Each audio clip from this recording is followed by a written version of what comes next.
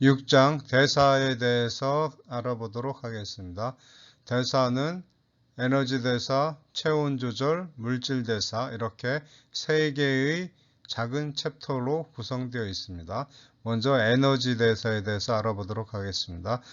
이 슬라이드 아래에 나와 있는 이 용어들은 에너지 대사에서 나오는 중요한 개념들이 되겠습니다. 이 개념들에 대한 자세한 설명은 강의를 진행하면서 하도록 하겠습니다. 이 슬라이드에서는 에너지 변환에 대해서 설명하고 있습니다. 모든 에너지는 열로 전환될 수 있기 때문에 에너지 단위로 열량이 단위인 칼로리를 사용할 수가 있습니다. 이때 칼로리의 정의는 15도씨의 물 1g을 1도씨 울리는 데 필요한 열량을 1칼로리라고 합니다. 그런데 생리학에서 사용되는 용량 단위로는 칼로리는 상당히 적은 단위이기 때문에 일반적으로 킬로칼로리, 즉 1000칼로리를 의미하는 킬로칼로리를 주로 단위로 사용하고 있습니다. 어떠한 물질을 공기가 있는 상태에서 태웠을 때, 즉 연소시켰을 때 이 물질이 산소와 결합하면서 발생하는 열을 연소열이라고 하는데, 탄수화물은 5.6, 지방은 9.4, 단백질은 4.1 킬로칼로리가 각각 1g씩 태웠을 때 발생되는 연소열이 되겠습니다. 이때 연소열은 바로 이제 밤 칼로리미터를 이용해서 측정을 하게 됩니다. 그런데 우리 몸 안에서 이러한 영양분을 산화시켜서 얻을 때는 소화 흡수 과정에서 일부 손실되는 부분, 그러한 양이 있기 때문에 전체 연소열만큼 에너지를 이용할 수 없게 됩니다. 그래서 그보다 적은 양만 이용할 수 있기 때문에 이러한 값을 생리적 이용 칼로리라고 하고, 탄수화물은 4.1, 단백질도 4.1 킬로칼로리를 우리 몸에서는 에너지를, 이 정도 되는 에너지를 얻을 수가 있습니다. 그리고 지방은 상대적으로 상당히 높은, 같은 1g을 섭취했을 때 지방은 탄수화물이나 단백질에 비해서 훨씬 더 많은 열량을 얻을 수 있게 해줍니다. 오른쪽 그림은 밤 칼로리미터를 이용해서 측정하는 원리를 설명하는 그림이 되겠습니다. 여기서 측정하고자 하는 샘플과 필라멘트를 정확하게 무게를 재는 후 같이 넣어줍니다. 그래서 필라멘트에 불을 붙이게 되면 필라멘트가 연소하면서 그 샘플을 또 같이 태우게 되는데, 이때 측정한 전체 열량에서 필라멘트에 의해서 발생되는 열량을 빼주면 그 샘플이 발생시킨 열량을 계산할 수 있게 됩니다. 필라멘트가 어느 정도 열을 생성하는가 하는 것은 이미 데이터가 충분히 확보되어 있는 상황이기 때문에 무게만 정확하게 재면은 정확한 열량을 계산할 수가 있습니다. 이렇게 이 밤부처럼, 폭탄처럼 아주 옛날에 사용되던 폭탄의 모양인데, 이것이 이제 금속 재질로 되어 있습니다. 그렇기 때문에 이곳에서 열이 발생되면 이 금속을 통해서 밖으로 전달이 되고, 이 밖은 좀 그러니까 물 속에 이 밤부가 이제 잠겨져 있기 때문에 이 물의 온도를 올려주게 됩니다. 이때 이 물의 온도가 부위에 따라서 다를 수가 있기 때문에 물을 이제 순환시켜 줍니다. 이 혼합기를 이용해서 물을 순환시켜줘서 전체 이 밤 칼로리미터 안에 있는 물의 온도를 그 부위와 상관없이 일정한 온도를 갖게끔 이제 만들어주게 되면 정확하게 물의 온도가 얼마나 변했는가 하는 것을 알 수가 있죠. 그래서 그 물의 양은 알 수가 있죠. 얼마만큼 넣어준 양을 이제 알 수가 있고, 그리고 온도 변화를 알 수 있으면은 그러면 정확하게 이 반부 안에서 생성된 열량을 계산할 수가 있게 됩니다. 다음 대사 에너지와 화학 에너지에 대해서 이제 교과서에 이제 설명이 됐는데, 그래서 아주 간단히 설명을 하면 대사 에너지라고 하는 것은 위에서 언급한 탄수화물, 지방, 단백질 등이 몸 안에서 산화되어서 발생시키는 에너지를 말합니다. 발생시키는 화학 에너지를 의미하게 되고, 화학 에너지라는 것은 분자 또는 원자의 결합이 깨어지면서 발생시키는 그런 에너지를 화학 에너지라고 하죠. 생체가 지구상에 있는 생명체들은 대부분 태양으로부터 에너지를 얻게 됩니다. 그래서 식물은 이산화탄소와 물을 빛 에너지를 이용해서 탄수화물을 만들죠. 이때 지금 여기엔 잘못되어 있는데 이제 이산화탄소가 아니라 그래서 산소가 만들어지죠. 그래서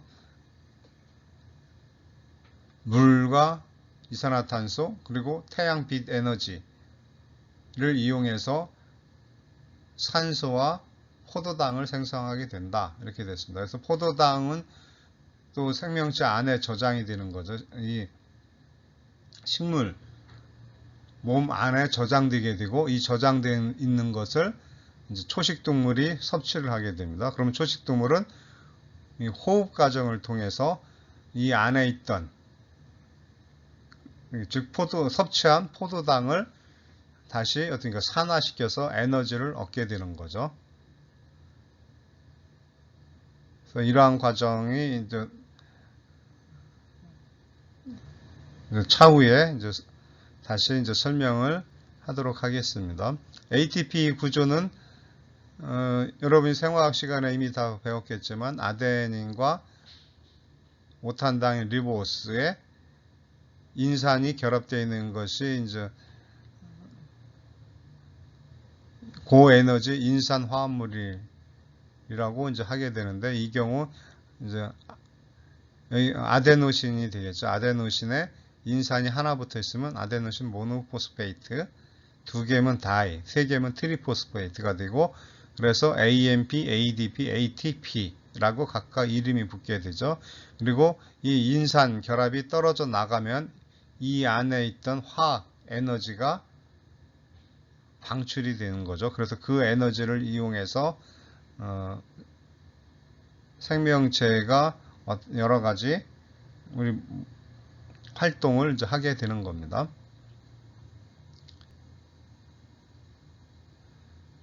그리고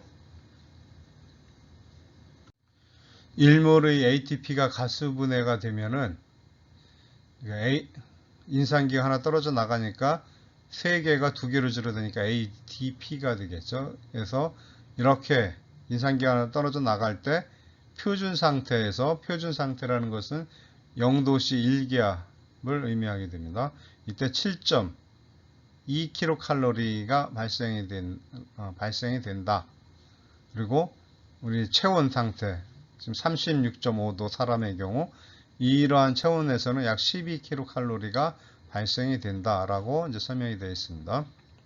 그리고 1몰의 포도당에서 유리되는 열량은 약 686kcal인데 이 중에 약 40%가 ATP로 저장되게 된다. 즉 40%의 에너지 효율을 갖고 있다는 것인데, 아직까지 인간이 만들어낸 그 어떤 엔진도 이 40%에 근접하는 것이 없습니다. 그렇기 때문에 이 40% 에너지 효율이라는 것은 아주 높은 이제 그러한 수치가 되겠습니다. 앞에서 지구상에 있는 생명체들은 대부분 태양으로부터 기본적으로 에너지를 섭취해서 생존할 수 하게 된다라고 설명을 했었는데 100%는 아니죠. 그것은 태양의 에너지가 아니라 지구 내부에 있는 에너지를 이용해서 살아가는 이제 생명체들도 있기 때문입니다. 자, 이 그림은 이미 여러분이 이제 일반 생물학 공부했을 때 설명했던 내용이 되겠는데,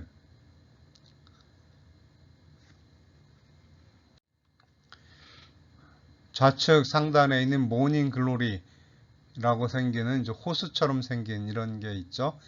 이것은 이제 실제로 가서 보면은 정말 에메랄드 빛으로 되게 예쁜 색을 띠게 되는데, 이것은 옐로스톤, 미국의 옐로스톤 국립공원에서 있는 아주 유명한 그런 장소가 되겠습니다. 그런데 이곳은 마그마랑 연결되어 있기 때문에 일종의 온천이라고 생각하면 됩니다. 그런데 온천이다 보니 이것은 정말 뜨거운 그런 물인데, 이런 곳에서 보면은 주변에 노란색과 또 갈색, 붉은색 계통의 이제 어떤 색깔이 나타나는 것을 알 수가 있는데, 이것은 이제 황을 포함하고 있는 박테리아들이 살고 있기 때문입니다. 그리고 이런 갈색은 이제 철을 포함하고 있는 박테리아가 이곳에서 살고 있기 때문에 이러한 색깔을 갖게 되는 겁니다. 따라서 이곳에 사는 박테리아는 태양에서 에너지를 얻지 않고 바로 이런 지구 내부의 열 에너지를 이용해서, 그러니까 열 에너지와 또 이제 황화수소를 이용해서 에너지를 생성하고 생존할 수 있게 된다 하는 것을 이제 설명을 했었습니다. 그리고 오른쪽에 있는 그림은 바닷속에 있는 분화구가 되겠는데, 그러니까 이것은 이제 실제로 지금 현재 분출하고 있는 활화산인 겁니다. 그러면 이 활화산에는 이산화황이 많이 들어있기 때문에 절대 이제 생명체는 살 수 없을 것 같은 이제 그런 환경이라고 볼 수 있는데, 근데 실제로 가서 보면은 이런 식으로 그러니까 생명체가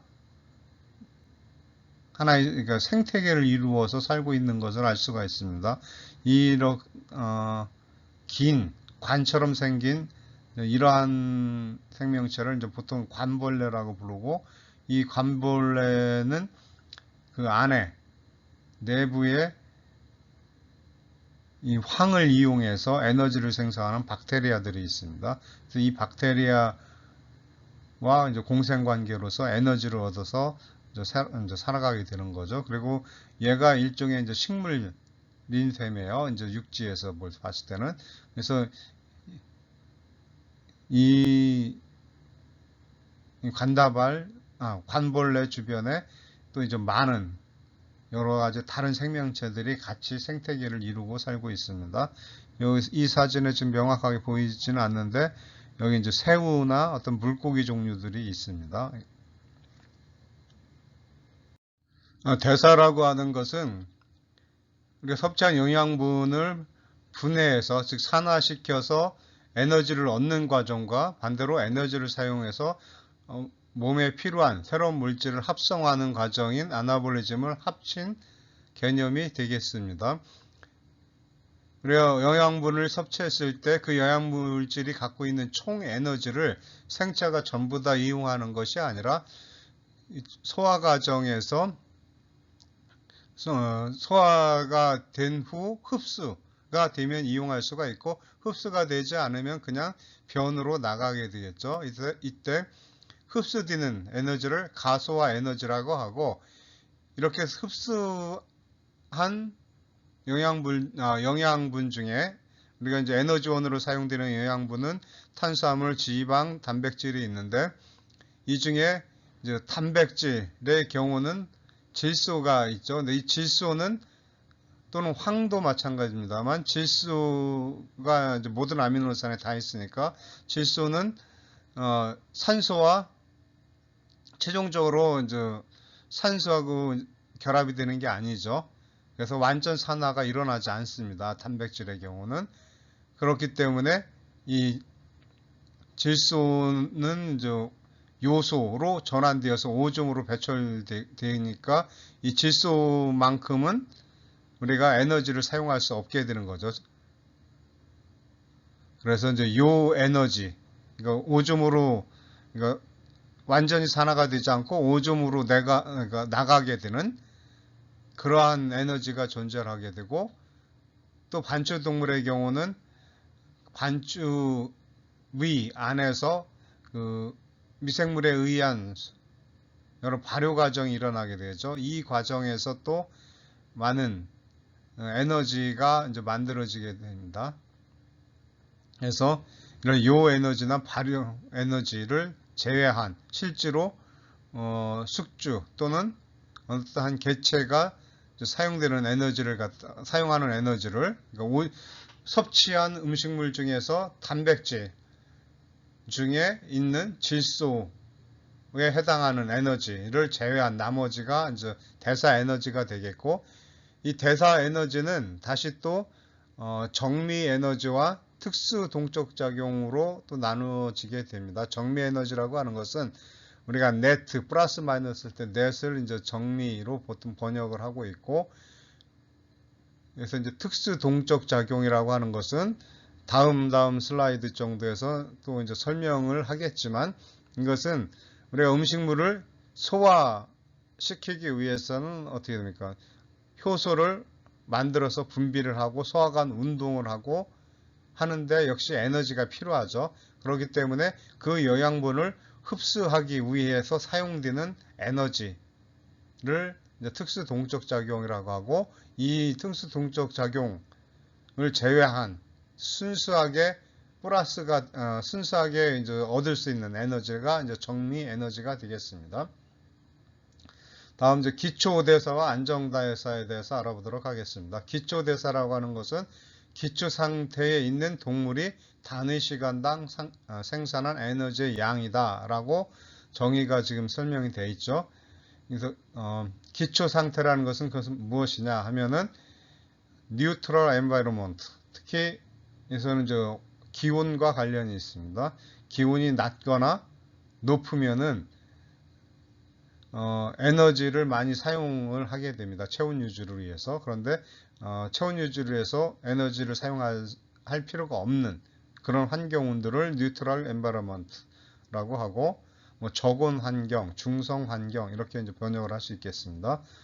그 다음에 포스트 옵저티브 스테이트라고 되어 있죠. 이것은 흡수 후 상태로 이제 번역을 할 수 있는데, 우리가 이제 음식물을 섭취한 후에 소화 과정 동안에 많은 에너지가 이제 사용되면서 그 열이 이제 발생이 되죠. 그런데 그러니까 흡수가 다 끝난 후에는 더 이상 그 소화 흡수 과정에 에너지가 사용되지 않기 때문에 열이 발생되지 않게 됩니다. 그래서 이러한 상태가 이제 흡수 상태가 되겠고, 그 다음에 어떤 긴장 상태에서는 당연히 체온이 올라가겠죠.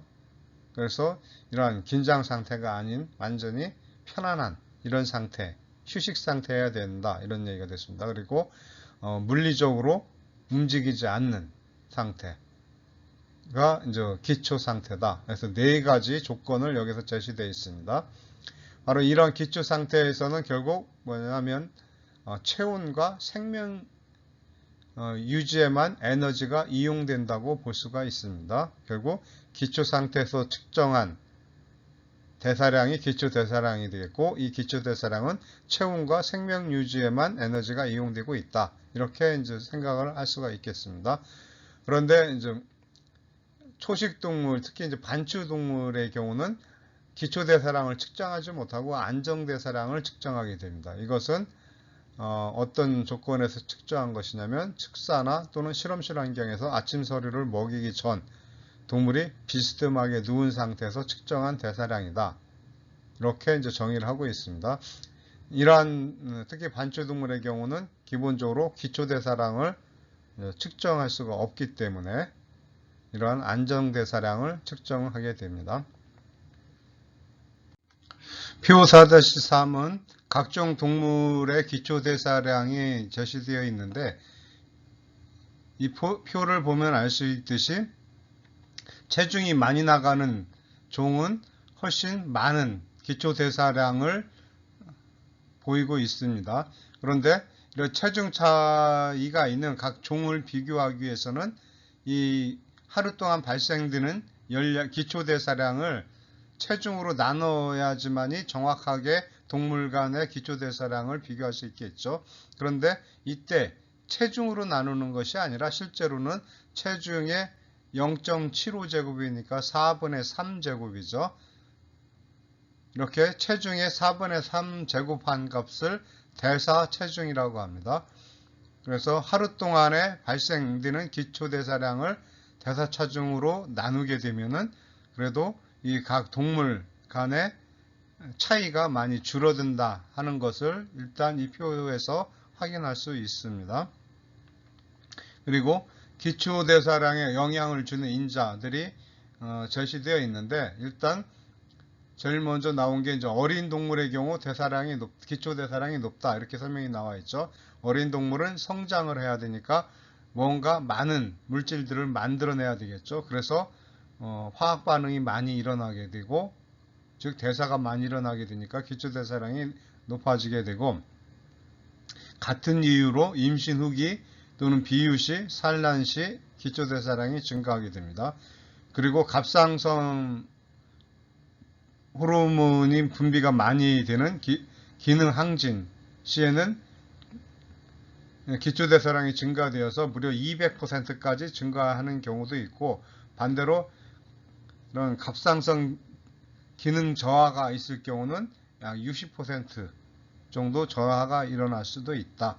그러니까 기초대사량이 감소될 수 있다. 이렇게 설명이 나와 있습니다. 그리고 수컷의 경우는 거세를 했을 때 기초대사량이 줄어들어서 이제 살이 이제 잘 붙게 되는 거죠. 그래서 체중을 이제 쉽게 증가시킬 수 있게 됩니다.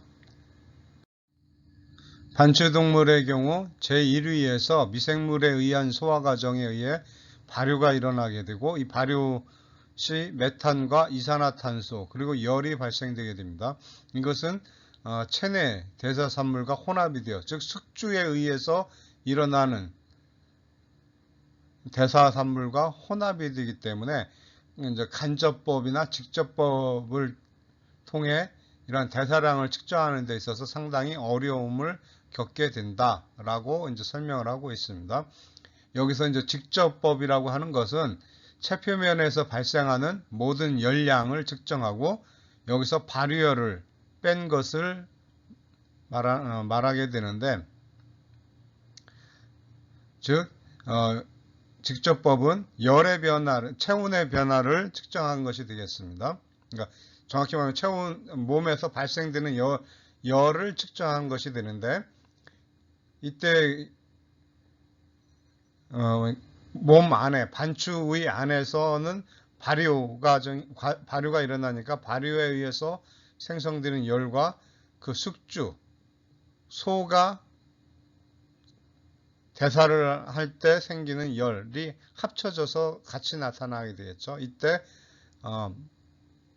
발효열만 또 계산을 해서 이 값을 이제 빼줘야 그 숙주에 의한 대사량을 측정할 수 있게 되는데 그럼 발효열은 어떻게 계산하느냐? 그것은 이제 메탄 생성량으로부터 이제 계산을 해서 구할 수가 있습니다.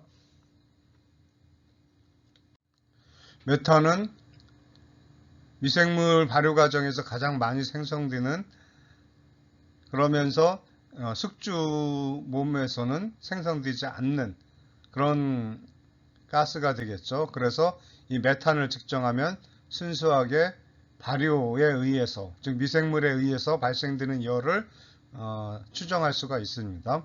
그래서 메탄 생성량의 2.25kcal를 곱하면 그것이 발효열이 된다. 이것은 좀 많은 측정을 통해서 얻은 그러한 값이 되겠습니다. 그리고 이제 간접법이라고 하는 것은 열을 직접적으로 측정하는 것이 아니라 그러니까 산소의 양, 즉 대사가 일어나서 에너지를 얼마나 얻었는가 하는 것은 결국 어떻게 됩니까?